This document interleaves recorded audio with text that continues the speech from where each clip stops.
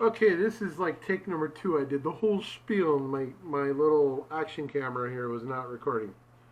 Anyway, so what prompted me to do this was the fact that you'd run that GTA 5 test on an 8320FX processor. And I was like going, man, I think I get about the same frame rates with the same settings on my old Phenom II 965. I got the sucker OC'd to 4 gigs. I got it on water so I don't blow it up. I mean, some of them are, can go higher than that, but I don't even have that good of a board. Anyways, there's my north bridge. I've got that cranked up a bit, get a little extra throughput, 2600 on that. 8 gigs of RAM. You can see my timings there, 1600. With about as aggressive a timings as I can get away with. And then over here I got my R9 390.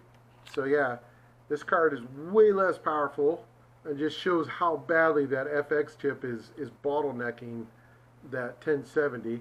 I do have this sucker overclocked a little bit.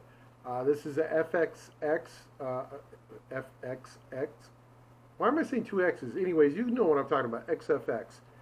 Good God. I have speech impediment. All right, so 1100 on the core, 1700 on the memory. I haven't tried to figure out what the max is on the memory, but I figure it's good enough for this test.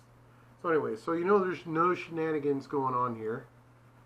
Then I'll go ahead and get the, I already got fraps running. I'll get GTA 5 going. Picture of my cat there, if you're all wondering. That was him sitting on my mouse pad. He was basically saying, "You shall not game." There we go, there's a fraps counter up there.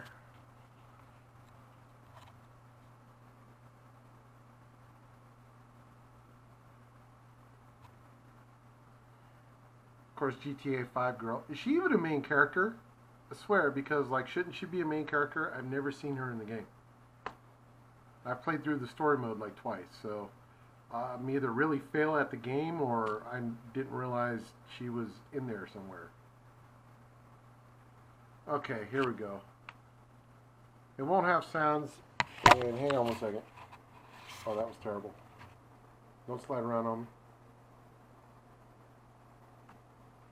Okay. Anyways, I guess I only need the one hand to drive with, so we'll do that. So we're starting out at about 60 or so. Granted, I'm not in town yet, so that's going to be going down.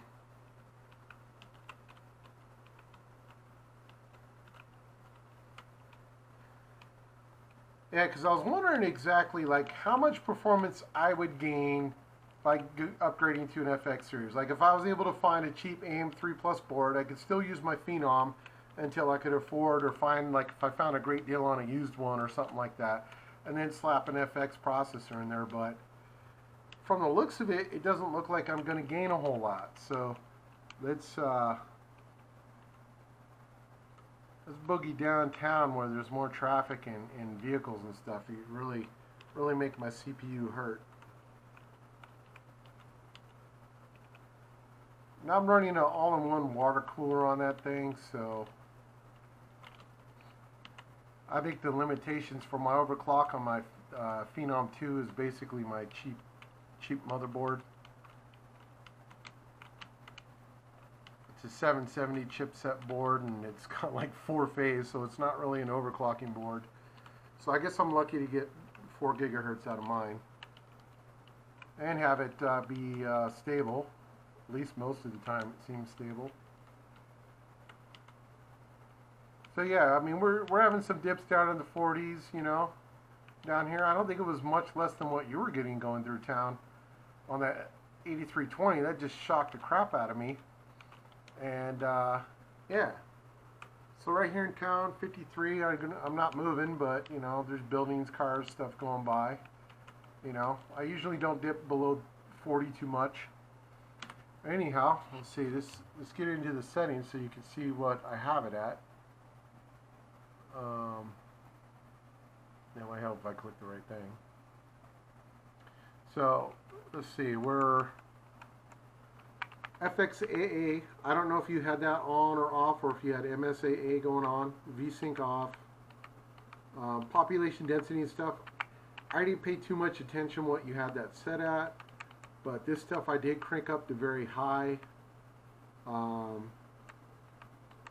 As you can see here, I'm using the soft shadows for the AMD, obviously because I'm on an AMD card. 16x anisotropic, ambient occlusion I even cranked to high. Tessellation's on normal, but I don't know if you had that on high or what.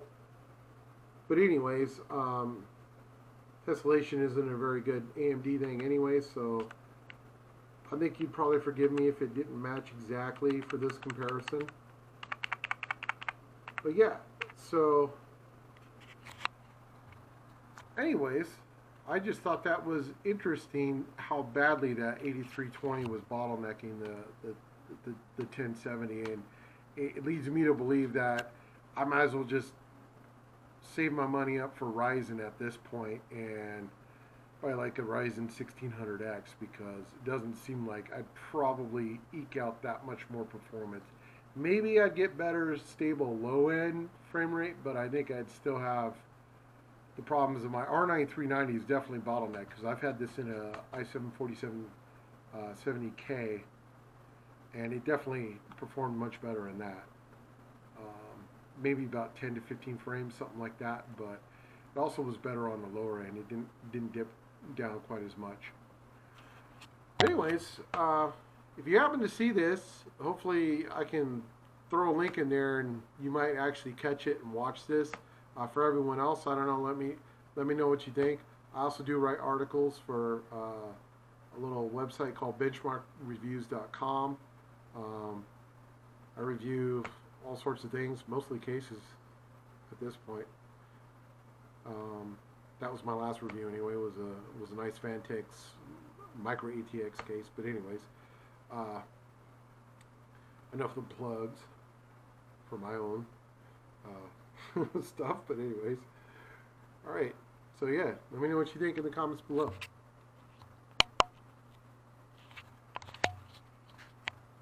Oh, turn off.